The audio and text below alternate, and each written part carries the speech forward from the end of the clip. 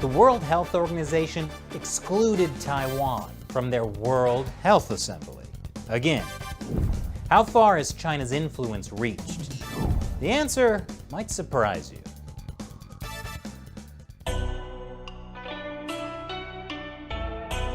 Welcome back to China Uncensored. I'm Chris Chappell. This week, the World Health Organization held an online meeting of member nations. It's called the World Health Assembly, and the main topic was how to tackle the coronavirus. However, Taiwan was not invited. Why? Isn't Taiwan, part of the world? Aren't they also dealing with the coronavirus? In fact, haven't they been the most successful at fighting it? Taiwan has a population of 23 million, but only 440 coronavirus cases and 7 deaths. Taiwan was also asking the WHO to vote on whether they could be an observer at all WHO meetings, something they had been allowed to do until 2016. But in the end, they decided to postpone their request. But shouldn't Taiwan have at least been at this WHO meeting about the coronavirus that Taiwan has been so successful at controlling?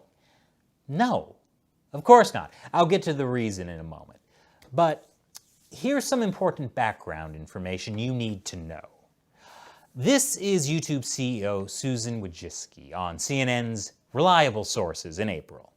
But then we also talk about removing information that is problematic. Anything that would go against World Health Organization recommendations would be a violation of our policy. Apparently, violations of YouTube's policy included our episode, Coronavirus, How WHO Corruption Helped It Spread.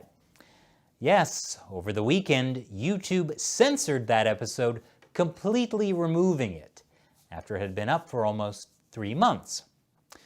In the episode, I referenced things like this AP article about how the WHO spends more on first-class travel and 5-star hotels than on fighting AIDS, and how an internal audit found that the division of the WHO responsible for handling the coronavirus outbreak is so chronically underfunded it has repeatedly been found to pose a severe and unacceptable level of hazard.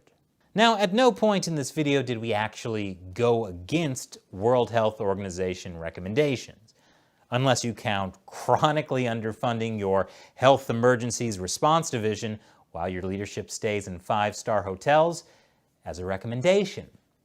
Actually, the reason YouTube gave for removing the video was because it encourages or promotes violent or dangerous acts. Yep. Now, after we appealed the decision and made a big stink about it on social media, YouTube put the video back online in just an hour. But this experience, it really got me thinking. As a YouTube content creator, I need to be more responsible to you, my viewers, when it comes to talking about the WHO.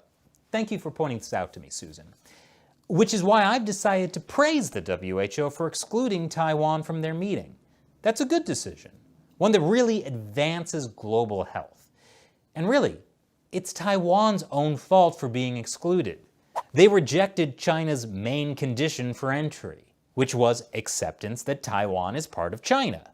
I mean, it is. That's just objective reality if you look at maps created by China.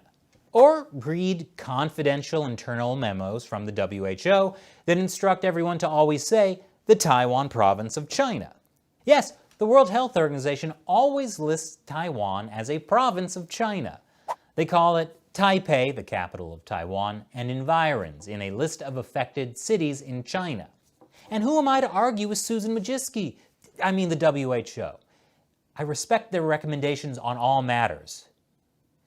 Now, the US was really pushing hard for Taiwan province of China to attend the WHO meeting. But come on, how many people has the US killed in the Middle East, which is very relevant to this issue? And anyway, it's not as if Taiwan province of China wasn't represented at the WHO meeting. Xi Jinping was there to represent all the provinces of China. He even gave a speech where he promised $2 billion to help fight the coronavirus.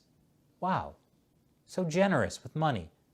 I can see why the World Health Organization has praised China for their transparent response to the coronavirus. China took action massively at the epicenter, at the source of the outbreak. This is heroic. The actions of China is making us safer. And I certainly wouldn't want to put a video on YouTube where I disagree with the head of the WHO. I wouldn't do that, Susan. And yet, Trump has been attacking the World Health Organization. And he's totally alone. He's saying the WHO's response to the coronavirus was too slow. That's Trump saying that, not me. I wouldn't do that, Susan. Trump is also now threatening to permanently cut U.S. funding to the WHO and possibly withdraw the U.S. from the WHO entirely. In a letter to the head of the WHO, Dr. Tedros, Trump writes, "If the World Health Organization does not commit to major substantive improvements over the next 30 days, I will make my temporary freeze of United States funding to the World Health Organization permanent and reconsider our membership in the organization." That seems kind of unfair to the WHO. I mean, sure, they've been very careful to never contradict China when it comes to the coronavirus outbreak. But is that really so bad? I mean, China is now even in favor of a coronavirus investigation, as long as it's done after the pandemic is over, and as long as the investigation is about no country in particular. I'm fine with it. So remember, everyone, be like Dr. Tedros and follow the WHO guidelines. Maintain at least 3 feet of distance between yourself and others. If you need to leave your house, wear a mask. And avoid touching your eyes, nose, and mouth. And definitely, ignore the president of Taiwan province, China. And now is the time I answer a question from you, a fan who supports China Uncensored on the crowdfunding website Patreon. YouTube would have put us out of business by frequently demonetizing episodes and sometimes even removing episodes. Not that I have a problem with that. YouTube's vague and arbitrarily enforced community guidelines keep us all safe.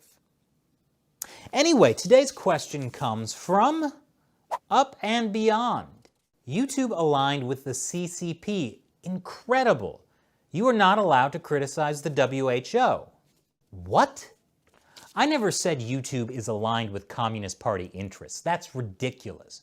Just because they allow Chinese state-run media to host videos on YouTube and occasionally remove China Uncensored content doesn't mean anything fishy is going on.